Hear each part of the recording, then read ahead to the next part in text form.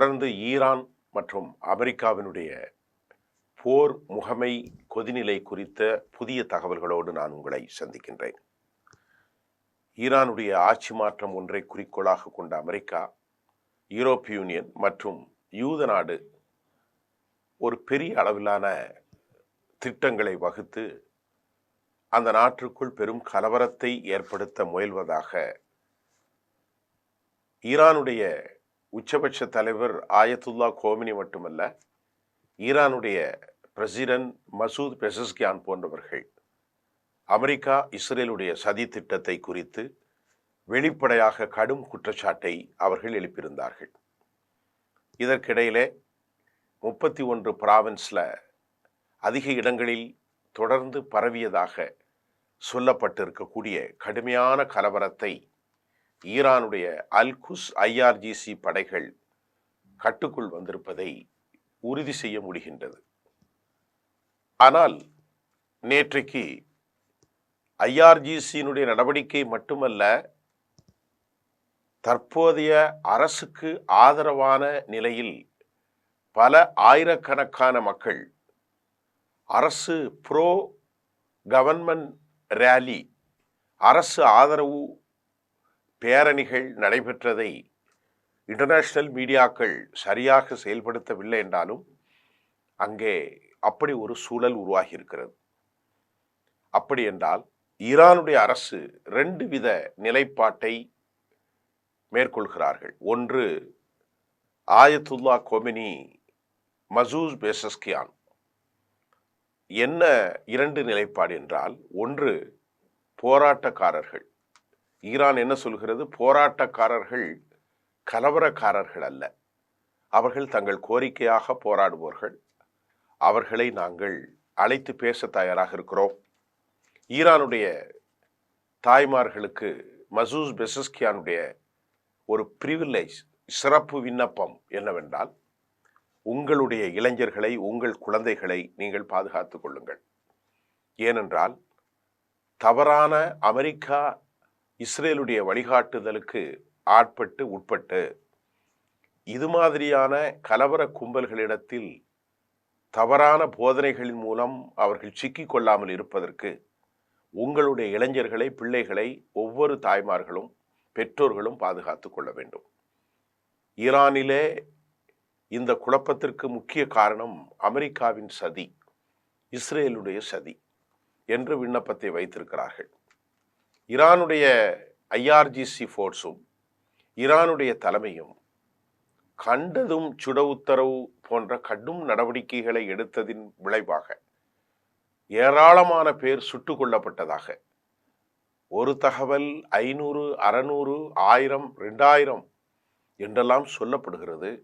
ஆனால் ஈரான் எப்படி சுற்றிருக்கிறது என்று சொன்னால், அவர்களை பல விதங்களில் அவர்கள் அடையாளப்படுத்தப்பட்டு பல இடங்களில் மின்சாரத்தை தடை செய்து இருட்டினூடே ஆட்களை அடையாளம் கண கும்பல்கள், அவர்கள் நடவடிக்கைகள், அவர்கள் எது மாதிரியான விவகாரங்களில் ஈடுபடுகிறார்கள் என்பதையெல்லாம் இவர்கள் ஸ்பையின் மூலம் அறிந்து கொண்டு அவர்களின் மீது டியர்ஸ் பாமை அளித்து பின்பு துப்பாக்கிச் சூடு நடத்தியிருக்கிறார்கள்.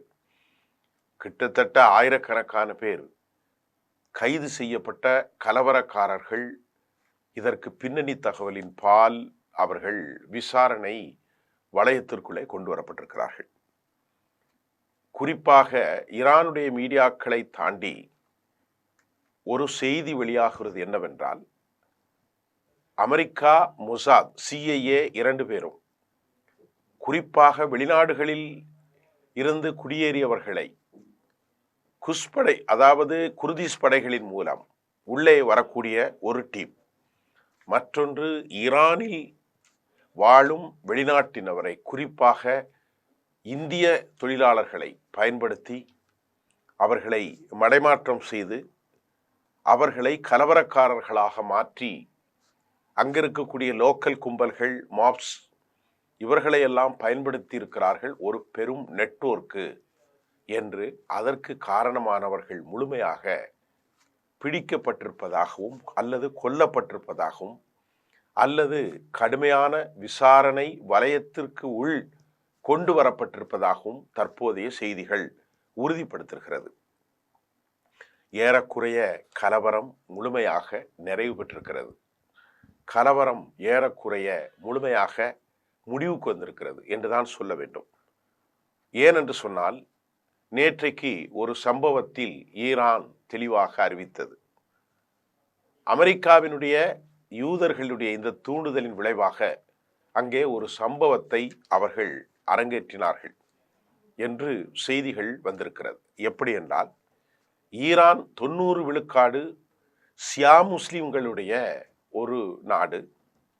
ஷியா தலைமை அது இஸ்லாமிய மதமாக இருந்தாலும் அவர்களில் குரான், நபிகள் நாயகம் இப்படியெல்லாம் ஏற்றுக்கொள்ளக்கூடிய அடிப்படைத்துவமான போதனைகள் ஒன்றாக இருந்தாலும் அதற்கு பின்பு ஷியா நபிகளாருடைய மரணத்திற்கு பின்பு இஸ்லாமிய நடைமுறைகளில சில மாற்றங்களை அவர்கள் உருவாக்கி கொண்டதனால் அவற்றை முஸ்லிம் ஷியா பிரிவு என்றே அழைக்கிறோம்.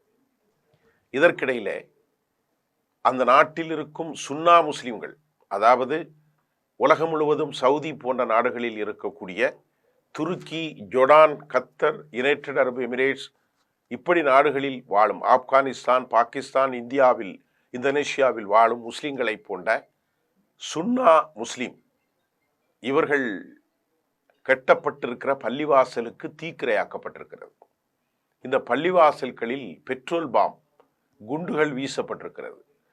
இதைதான் அந்த நாட்டு ஐஆர்ஜிசி கலவரக்காரர்களை வசமாக பிடித்து விசாரித்த பார்த்ததில் அவர்கள் யார் என்றால், அவர்கள் கூலிக்கு இந்தியாவிலிருந்து அங்கே வேலைக்கு வந்தவர்கள், மற்ற நாட்டிலும் உள்ள வேலைக்காரர்கள்.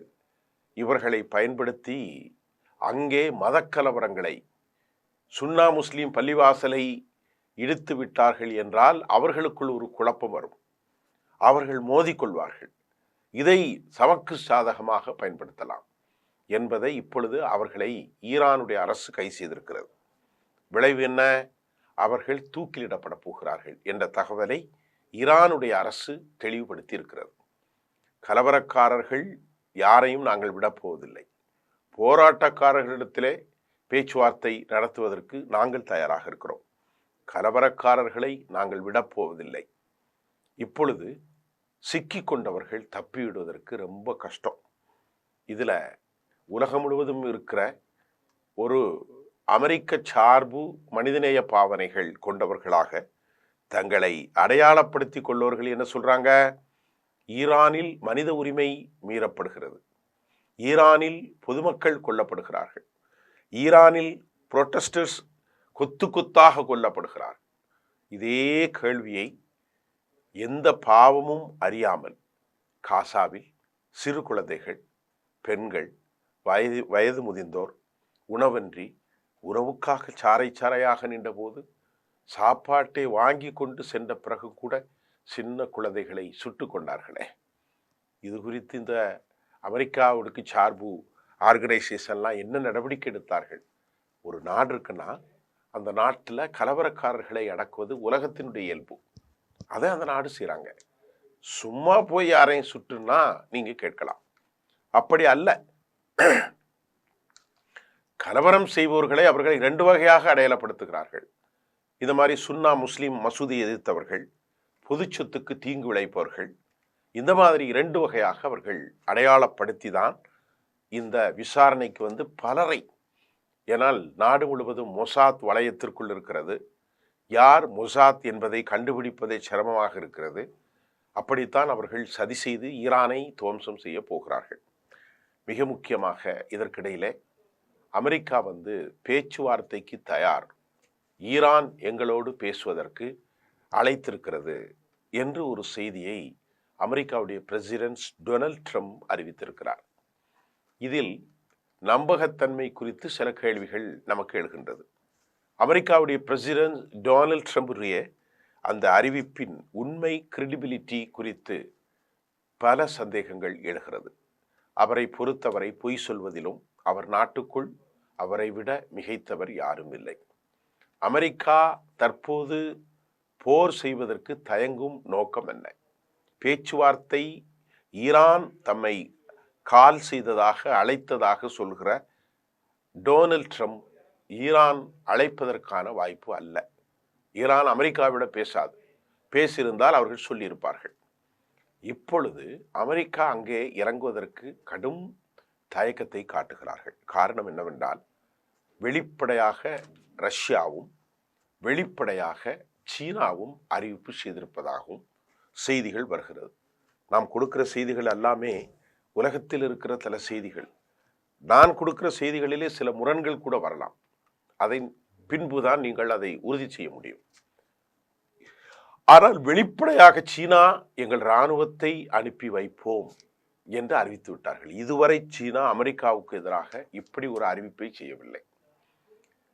ஈரானில் ஏதாவது பிரச்சனைகள் வந்தால் எமது இராணுவத்தை நாம் அனுப்பி வைப்போம். ஈரானுக்கு டெக்னாலஜி, டெக்னோக்ராட்ஸ், டெக்னிக்கல் எக்ஸ்பர்ட்ஸ் உதவி செய்வார்கள். அதற்கு உதாரணமாக ஈரானில் மிகப்பெரிய ஜாமர்களை வைத்து சீனாவினுடைய ஜாமர்கள் மூலம் ஸ்டார்லிங்ஸ் ஒளிபரப்பிய எலான் மஸ்கினுடைய அந்த நிறுவனம் கொடுத்த லிங்கை முழுமையாக மொழியாக்கம் அல்ல, பணியாக்கம் அல்ல, நிறுத்திவிட்டார்கள். அதிலிருந்து யாரும் செய்திகளை கடத்த முடியாது, பேச முடியாது, டிரான்ஸ்ஃபர்மேஷன் எதுவுமே கிடைக்காது. அந்த அளவுக்கு ஒரு ஜாமரை போட்டு செல்போன், தொலைத்தொடர்பு, இணையதளம் கம்ப்ளீட்டா அவர்கள் தடை செய்து விட்டார்கள் என்பது மிக முக்கிய காரணம். இது அமெரிக்காவுக்கும் இஸ்ரேலுக்கும் பெரும் சீற்றத்தை ஏற்படுத்தியிருக்கிறது. எந்த தகவலையும் பெற முடியவில்லை. ஆகவேதான் அவர்கள் கொக்கரிக்கிறார்கள் என்றும் செய்திகள் வருகிறது. அமெரிக்கா பேச்சுவார்த்தை நடத்தி கொண்டாலும் அமெரிக்கா தனது தளங்களுக்கு ஏராளமான ஆயுதங்களை அவர்கள் அனுப்பி வைத்துக் கொண்டிருக்கிறார்கள்.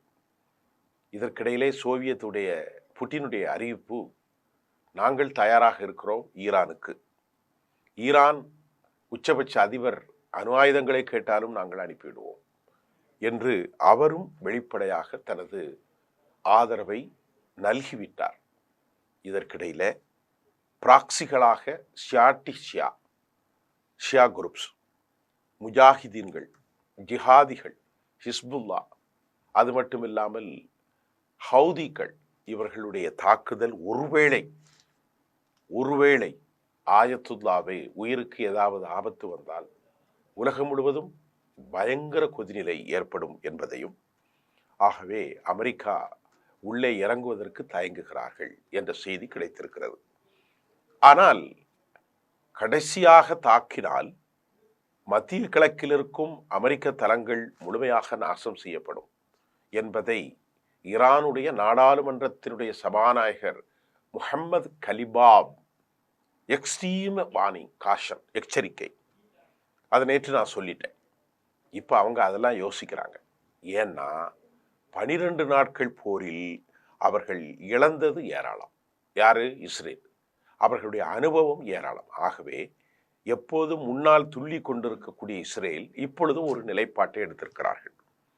அமெரிக்கா தாக்கும் போது நாங்கள் உதவி செய்வோம், நாங்கள் முதலிலே தாக்கப் போவதில்லை என்ற அந்த முடிவுதின் விசாரணையின் அடிப்படையில் மார்க்கோ ரூபியோ பேசியிருக்கிறார் என்கின்ற தகவலும் வந்திருக்கிறது.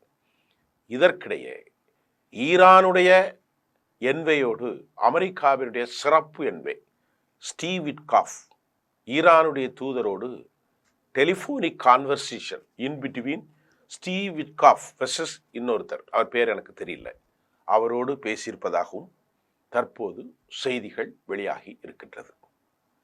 சீனா, ரஷ்யா மற்றும் உண்டானவர்கள் வெளிப்படையாக சீனா அமெரிக்காவுக்கு எதிராக ஆதரவு கொடுத்தால் நிலைமை சிக்கலாகிவிடும் என்பதாலும் அமெரிக்கா யோசிப்பதாலும் அவர்கள் கீழே விழுந்து மீசையில் மண்ணொட்டாத கதையாக தூண்டிவிடப்பட்ட மொசாத், அதன் ஆதரவு கலவரக்காரர்கள் முழுமையாக அடக்கப்பட்டிருக்கிறார்கள், தோல்வியை சந்தித்திருக்கிறார்கள். மசூதியை எரித்தவர்களை கண்டுபிடித்த போதுதான் அவர்கள் இந்தியாவிற்குள் வந்த இந்தியாவில் உள்ள கூலிப்படைகளை விலை கொடுத்து வாங்கி ஈரானுக்குள் நுழைய வைத்து அங்கு இவர்கள் கலவரத்தை, குண்டுகளை மசூதிக்குள் வீசி எரித்ததை அவர்கள் கண்டுபிடித்து கடும் சிக்கலில் உருவாகி இருக்கிறார்கள். இதற்கிடையே இஸ்ரேல் மிக ஹை அலர்ட் என்ற செய்தி நமக்கு வந்திருக்கிறது. இஸ்ரேல் எப்படி என்று சொன்னால், இஸ்ரேலுடைய சோர்ஸ் என்ன சொல்கிறது என்றால், இஸ்ரேலுடைய security consultation over the weekend that told the Reuters news agency that Israel is on high alert. எல்லா for the possibilities of any US intervention. அதாவது இது நான் ஏற்கனவே சொன்னதான், அவர்களாக நேரடியாக தாக்கப் போவதில்லை. அமெரிக்கா அவர்களில் ஏதாவது தாக்கினால் இவர்கள் உதவி செய்வார்கள். இஸ்ரேலுடைய ஈரானும் இந்த 12 நாட் போரில் அவர்கள் பெற்றதை, ஈரான் அதாவது retaliated by the firing missiles at Israel and US airbase in Qatar. இந்த செய்திகளும் அவர்களுக்கு அனுபவம் வந்திருக்கிறது. அமெரிக்காவுடைய மிலிட்ரி என்ன சொல்றாங்கன்னா, considering the range of the option in according to the US President Donald Trump returned to the Washington late on Sunday evenings in abroad Air Force. அப்பதான் இந்த செய்தியை அவர் வெளியிடுகிறார். ஏர்போர்ட்ல இருந்து, ஏர்பேஸ்ல இருந்து தான் அவர் எந்த செய்தி சொல்றார், ஈரான் எங்களுக்கு கால் பண்ணாங்க, நாங்க இதுவரைக்கும் எதுவும் செல்ல நடவடிக்கை பேசல அப்படின்னு சொல்றார். அவர் என்ன சொல்றாருன்னா, நாங்க எங்களுடைய நம்பர் ஆஃப் இன்டெலிஜென்ஸினுடைய தகவல்களை பெற்றுக்கொண்டிருக்கிறோம், கருத்துக்களை பெற்றுக்கொண்டிருக்கிறோம். ஆனால் இதுவரை no final decision we understand has been made. எந்தவித முடிவுகளும் டெட்டர்மினேஷனும் எடுக்கப்படவில்லை. But the option could include cyber attacks or even direct strikes. இதை தான் அவர் சொல்லியிருக்கார். இப்போ அவங்களுக்குள்ள ஒரு, இது அல் ஜசீராவுடைய செய்தி, அமெரிக்காவுக்கு ஒரு பெரும் தயக்கம் இருக்கிறது. அதனால அமெரிக்கா என்ன சொல்றாங்க இப்பன்னு பார்த்தா, ஈரான் தாங்கள் போருக்கு தயார், அழிந்தாலும் பரவாயில்லை என்ற முடிவுக்கு வந்திருப்பது அமெரிக்காவை இந்த மாதிரி பேச வைத்திருக்கிறது. அது மட்டுமல்லாமல் ஈரான் எதிராக இவர்கள் சொல்வதெல்லாம் பொதுமக்கள் கொல்லப்படுகிறார்கள். ஆனால் ஈரான் சொல்கிறது பொதுமக்கள் அல்ல, துரோகிகள் கொல்லப்படுகிறார்கள். எமது நாட்டில் பிறந்து அமெரிக்காவுக்கும் மொசாத்துக்கும் ஆதரவாக இருப்பவர்கள் படுகொலை செய்யப்படுவார்கள். அவர்களை தூக்கிலிடாமல் நாங்கள் விடப்போவதில்லை. இதுதான் அமெரிக்காவுக்கும் இஸ்ரேலுக்கும் பெருத்த இடைஞ்சல். ஏனென்றால் நெட்வொர்க்கே கம்ப்ளீட்டாக காலி பண்ணிட்டாங்க. இந்த நிலையில ஈரானுடைய பார்லிமெண்ட் ஸ்பீக்கர் சொன்னதை நான் உங்களுக்கு சொல்லிவிட்டேன். இதற்கிடையிலே வெள்ளை மாளிகை அதிகாரிகள், இராணுவ அதிகாரிகள் மட்டத்தில் அமெரிக்கா ஆலோசனை நடத்துகிறார்கள். ஆனால் எந்த கட்டத்திலும் நாங்கள் முதலில் தாக்கப் போவதில்லை, எங்களை தாக்கினால் நாங்கள் துவம்சம் செய்ய போகிறோம் என்று ஈரான் ரொம்ப தெளிவாக has made very clear statement against US. நாங்கள் தாக்க போறதில்லை, எங்களை தாக்குனா அவங்க காலி அப்படிங்கிற மாதிரி வச்சிருக்காங்க. இப்போ ஈரானிடத்திலே சில கலெக்டிவ் என்ன சொல்றது, பிளஸ்டர் கொத்து குண்டுகள் இருக்கிறதாக சொல்லப்படுகிறது. அதற்கு அவங்க பயப்படுறாங்க. ஏன்னா அந்த ஏவுகணைகளை பற்றி நான் அடுத்த முறை உங்களுக்கு நான் சொல்கிறேன். அது பல விதங்களில் அது ஒரு கொத்து குண்டாக ஏவுகணைகள் மாறினால் மிக பெரும் சேதாரத்தை ஏற்படுத்தும் என்பதையெல்லாம் அவர்கள் அறிந்திருக்கிறார்கள். அது ஒருவேளை ஈடுபடுத்தப்பட்டால், ஒருவேளை சோவியத் சில விஷயங்களை கொடுத்து விட்டால் தாங்கள் எதிர்கொள்ள முடியாத சிக்கலை உருவாகிவிடும் என்று அமெரிக்கா அஞ்சுவதாகவும் நமக்கு இப்பொழுது செய்திகள் வந்திருக்கிறது. யூரோப் யூனியன் மறுபடியும் ஈரானுக்கு அதிகபட்சமான தடைகளை செய்திருக்கிறார்கள். ஏற்கனவே EU ஆல்ரெடி தடைகளை கொடுத்திருக்கிறார்கள். தற்போதைய நிலையில் அமெரிக்காவினுடைய முடிவுகள் எதுவும் எடுக்கப்படவில்லை. அப்பாஸ் அராகச்சி ஃபாரின் மினிஸ்டர், ஈரானுடைய வெளிவிவகாரத்துறை அமைச்சர் என்ன சொல்றார் அப்படின்னு சொல்லி பார்த்தா, நாங்கள் பயங்கரவாதிகளோடு போர் செய்வதை ஒருபோதும் நிறுத்தப் போவதில்லை. அதே போன்று அமெரிக்காவுடைய military action from US president Donald Trump, Araghchi என்ன சொல்றான்னா, அமெரிக்காவுடைய அச்சுறுத்தல், we are ready for war but also for dialogue. பேச்சுவார்த்தைக்கு தயாராகத்தான் இருக்கிறோம், அதை மீறினா நாங்கள் போருக்கு தயாராக இருக்கிறோம்.